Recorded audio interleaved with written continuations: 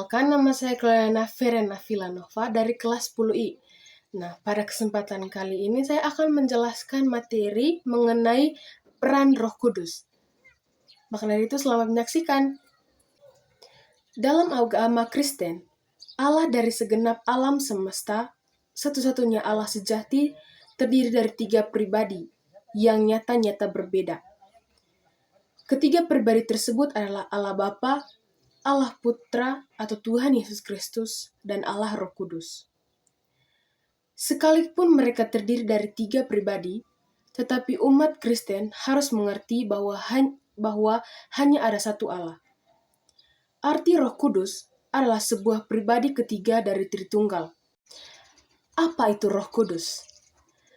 Dikutip dari 7 hal kudus akan dilakukan untuk Anda oleh Ejel Osven, Roh Kudus adalah pribadi ketiga dalam Tritunggal yang diwahyukan kepada orang Kristen.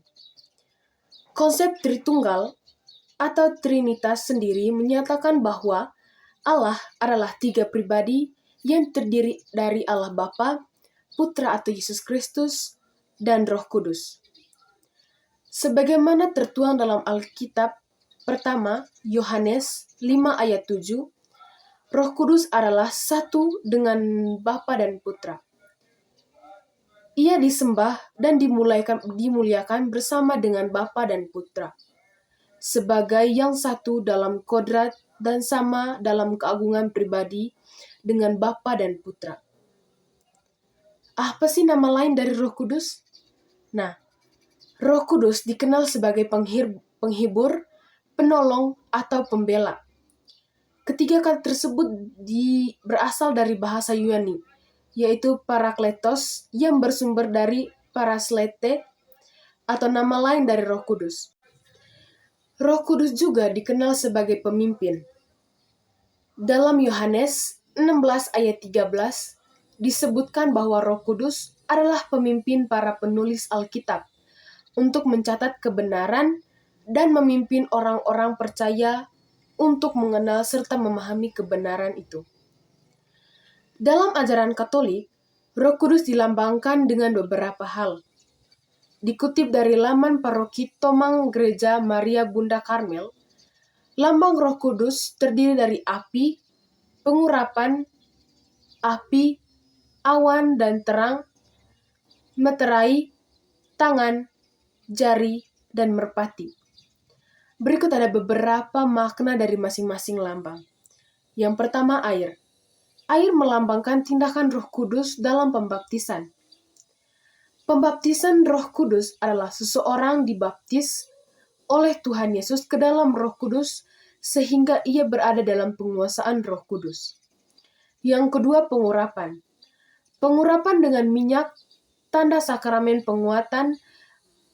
Dengan inisiasi Kristen, pengurapan adalah tanda sakramental dari sakramen penguatan, atau disebut krismation dalam Gereja Timur. Yesus diurapi Allah dengan cara yang unik, yaitu oleh Roh Kudus. Maka Yesus menjadi Kristus oleh pengurapan Roh Kudus. Ketiga, api. Api melambangkan daya transformasi perbuatan Roh Kudus.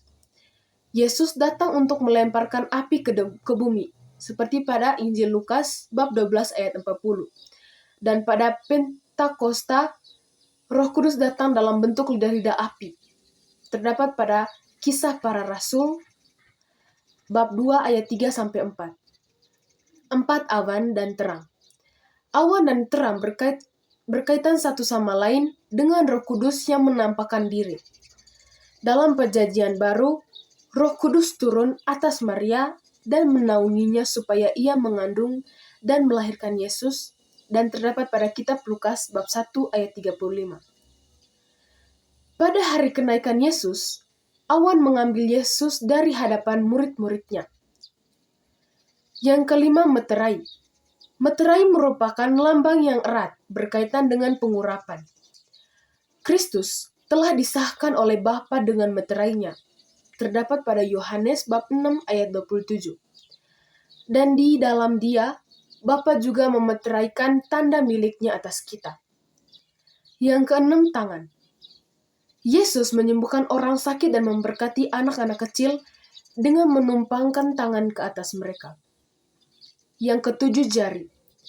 Dengan jari Allah, Yesus mengusir setan, dan terdapat pada Injil Lukas bab 11 ayat 20. Perintah Allah ditulis dengan jari Allah atas loh batu atau keluar, terdapat pada Injil Keluaran, terdapat pada kitab Keluaran bab 31 ayat 18. Surat Kristus yang ditulis oleh para rasul ditulis dengan roh dari Allah yang hidup pada loh daging, yaitu di dalam hati manusia. Kedelapan, merpati.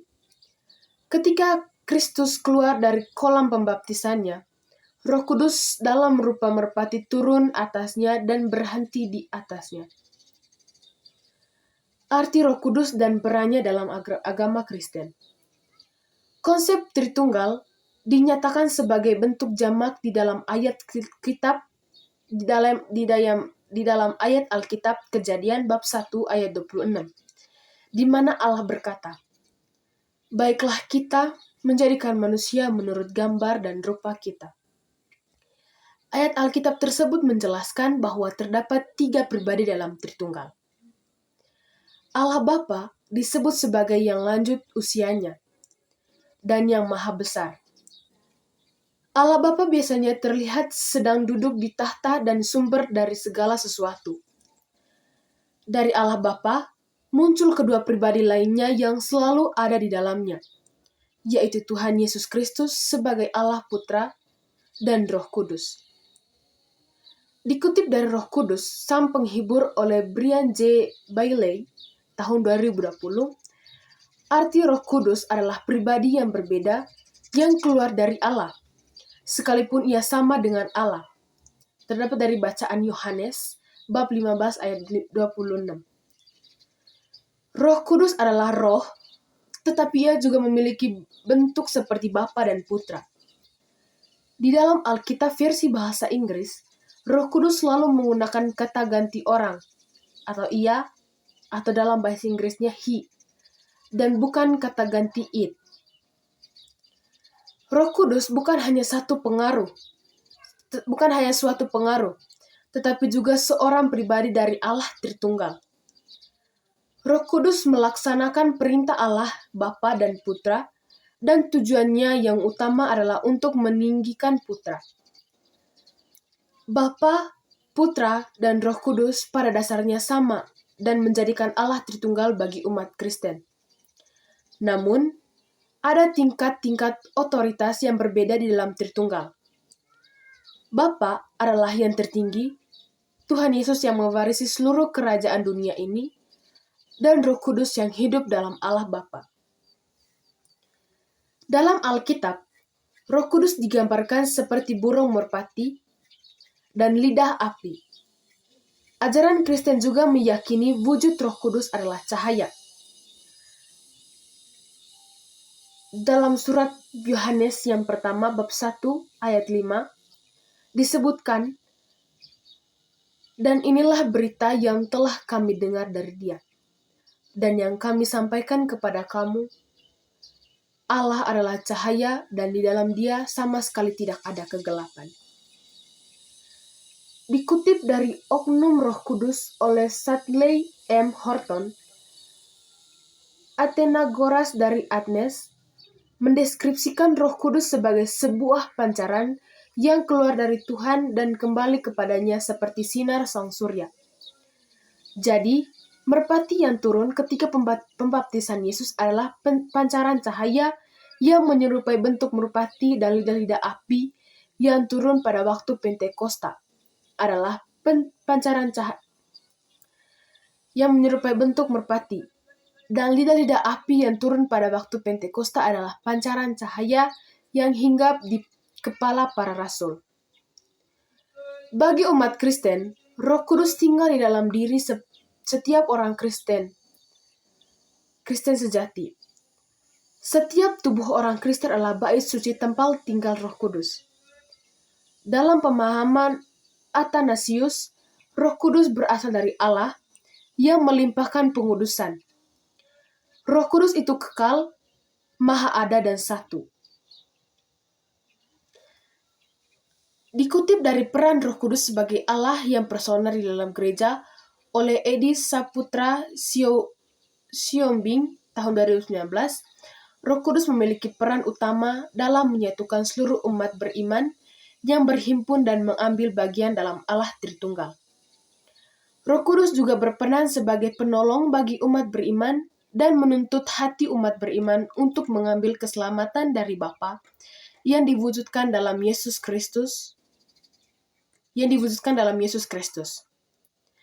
Selain itu, beberapa peran Roh Kudus lainnya dalam kehidupan umat Kristen.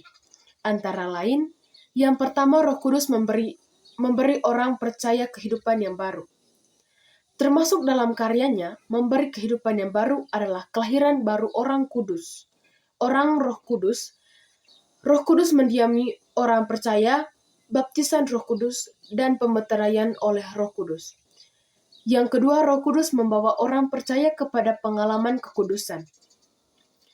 Dalam hal ini, Roh Kudus membebaskan orang percaya dari ikatan dosa. Roh Kudus menguduskan orang percaya, Roh Kudus memenuhkan orang percaya, dan Roh Kudus memimpin kepada seluruh kebenaran. Yang ketiga, Roh Kudus menguatkan orang percaya. Dia menjadi jaminan bagi orang percaya dan turut berdoa bagi orang percaya. Yang keempat, Roh Kudus memperlengkapi orang percaya. Dia memberikan karunia-karunia dan menjadikan orang percaya berbuah. Sekian saja dari saya. Terima kasih telah menyaksikan.